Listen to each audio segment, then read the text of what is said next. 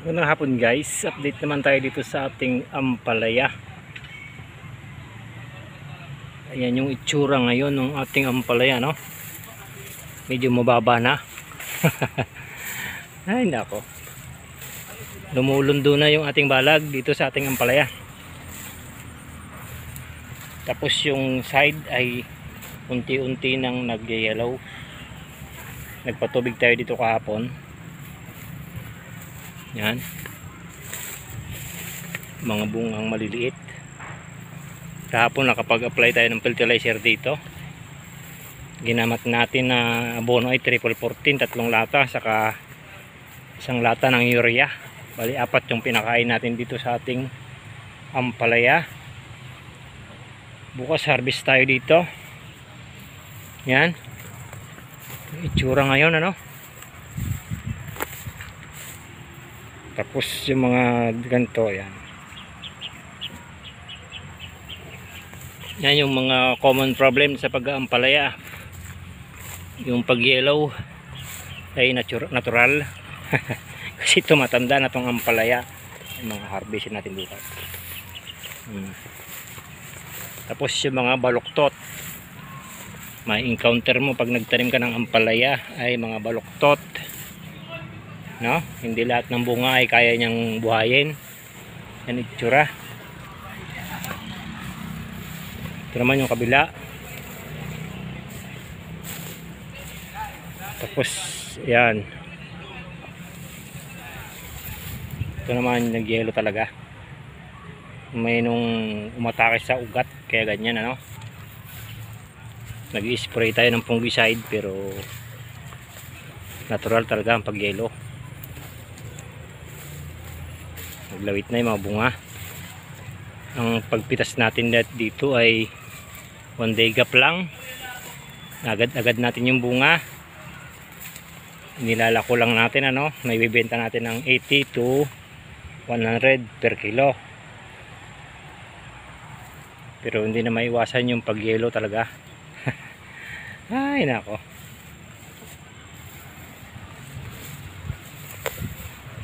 Mga common problem sa pag-aampalaya ay yung pag-yellow, pero natural yung pag-yellow na yan. Tapos yung mga fungus na white, ayan yung white, yellow spot doon sa dahon, ay mga fungus yan. Ay mga pwede nating makaharap pag nagtarim tayo ng ampalaya, no? Mga gamot naman ay ginagamit natin ay fungicide lang. Hinahalo lang natin sa mga insecticide na ini-spray natin dito. Ang itsura nung ibabaw, mga maganda pa yung talbos. Medyo tumatanda na tong ampalaya natin. Hindi lang tayo natapat sa magandang presyo, pero lumalaban. Ayan, pitasin natin bukas, no? Mga problema sa pag-aampalaya. Tapos yung ating pipino ay nag-aabono kami ngayon. Yan, itsura ni ampalaya na madamo yung part dito. Hindi malayo kasi. Hindi natin pasukin. Ayan, no? Natural yung pag-yellow kasi tumatanda na itong ampalaya natin. Tapos walang ulan, puro patubig ang ginagawa natin. Kahapon kapag patubig tayo dito, flooded yung patubig natin dito, no? Pero yan, mga malilit yung naiwan. Kasi nga halos 2 days lang, 1 day gap lang yung ating pagpitas dito sa ating mga ampalaya.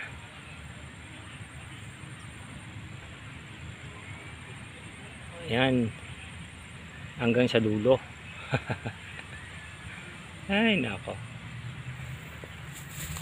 mahirap nang sumuot. Nag-umpisa na siyang mag-yellow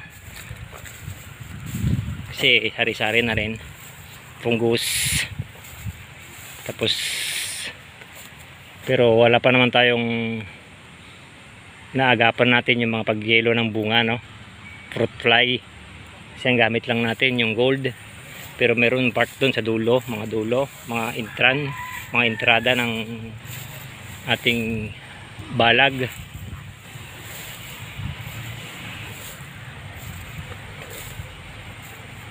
Pero dito sa loob ay halos wala naman yung nagyayelo, ano? Mga maliliit. Kaya dinagdagan natin yung pakain natin kahapon kasi nga madami tayong maliliit na bunga.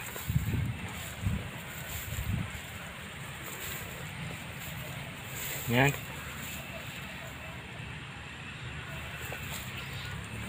No, yung mga pwede mo ma-encounter sa pagtatanim ng ampalaya.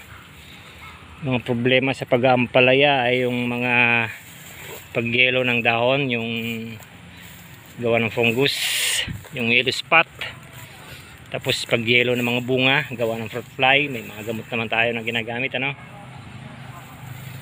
Tapos ang pinakamatindi ay yung tinatawag na bacterial wilting ampalaya. Madalas nakarang taon problema natin yun, yung wilting ampalaya dito. Pero meron tayong mga ginawa, naglagay tayo ng mga chicken manure, inayos natin yung pag-araro,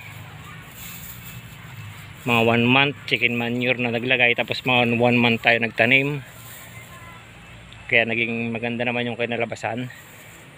Yun yung prevention na ginawa natin, pag-cure doon sa wilting, bacterial wilt, kasi napakatindi nun.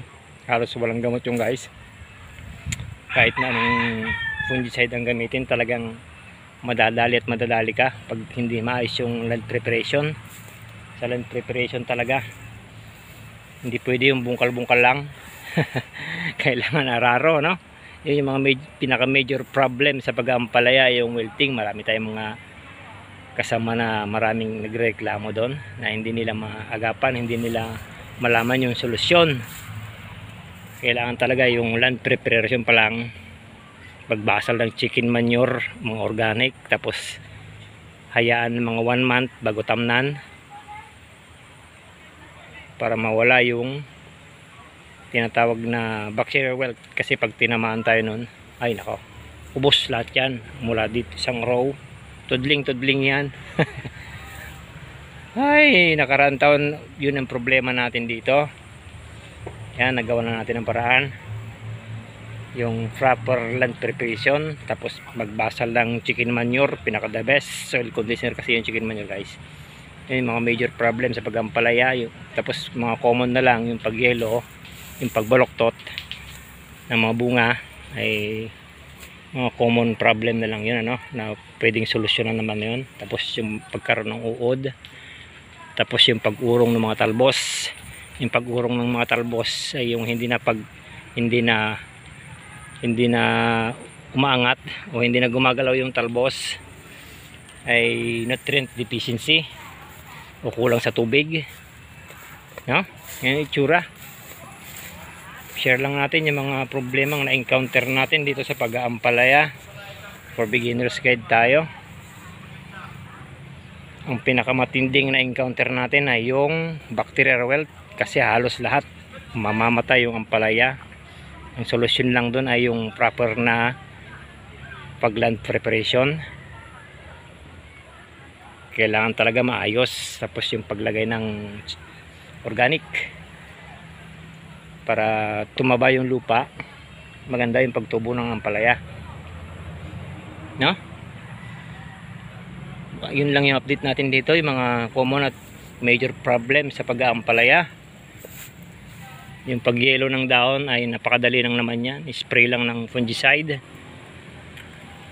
Yung pagbaloktot ay hindi na maiwasan, no? Dito naman tayo sa ating cucumber. Ay nako, sabay na natin yung cucumber. Yan, 22 days old, 22 ba nga ba? Yan itsura. Yan, paano natin ma-achieve yung ganyang itsura? Lahat ng ginawa natin dito ay naka-upload lahat dyan. Mayroon tayong mga guide. Ayun si Eugene. Ay, ang gamit natin ngayon ay nag-adjust tayo sa abono. 3-4-14 saka Saka urea ang ginamit natin, 2 lata na ang ginamit natin, isang balde, isang triple 14, isang urea. Nag-2 lata na tayo ngayon kasi nga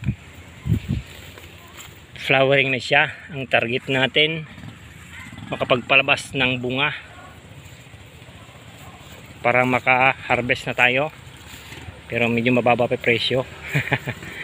Mga 2 weeks pa o 3 weeks makakapag-harvest na tayo dito, kaya nagdagdag natin triple 14 para makapag-produce na ng bunga. Yan, shout out kay Eugene, katulong kong mag-abono ngayon, ano. Ayan, kung paano natin makuha yung gantong itsura ni pipino. 22 days old na ba? 23. Yan, flowering na guys. Yan, malalapad yung dahon. Lahat ng ginamit natin ay naka-upload dyan, yung pag-abono, yung pag-spray, no? Maganda na guys, update lang tayo. Thank you.